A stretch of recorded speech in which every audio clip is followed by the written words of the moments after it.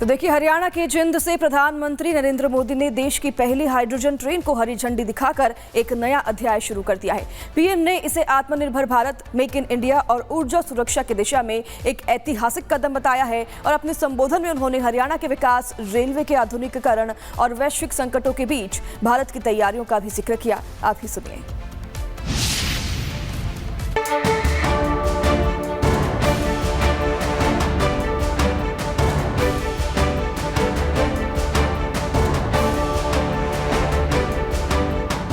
आत्मनिर्भर भारत की राह पर एक और बड़ा कदम। हरियाणा अब विकास की नई पटरी पर दौड़ने को तैयार है।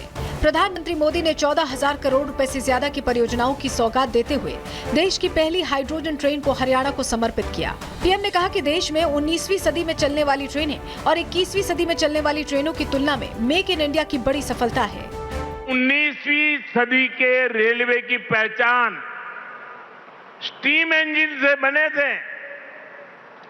20वीं सदी की पहचान डीजल और बिजली से चलने वाली रेल बनी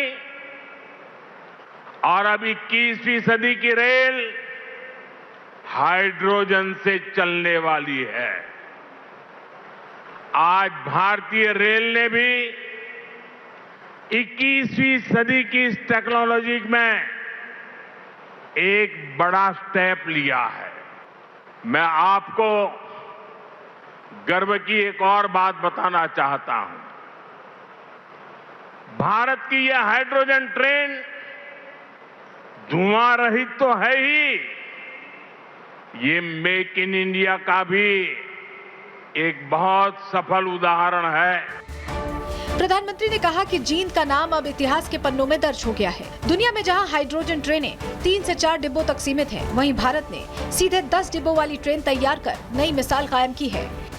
भारत की यह हाइड्रोजन ट्रेन धुआं रहित तो है ही, ये मेक इन इंडिया का भी एक बहुत सफल उदाहरण है। इस हाइड्रोजन ट्रेन को भारत के ही इंजीनियर्स ने डिजाइन किया है, भारत की ही कंपनी ने इसको बनाया है। साथियों, यह हाइड्रोजन ट्रेन बाकी ट्रेनों से बिल्कुल अलग है। इसके लिए पूरा सिस्टम अलग चाहिए, पूरा इंफ्रास्ट्रक्चर अलग चाहिए। यहां जिंद में भी इसके लिए तमाम सारी व्यवस्थाएं बनाई गई है।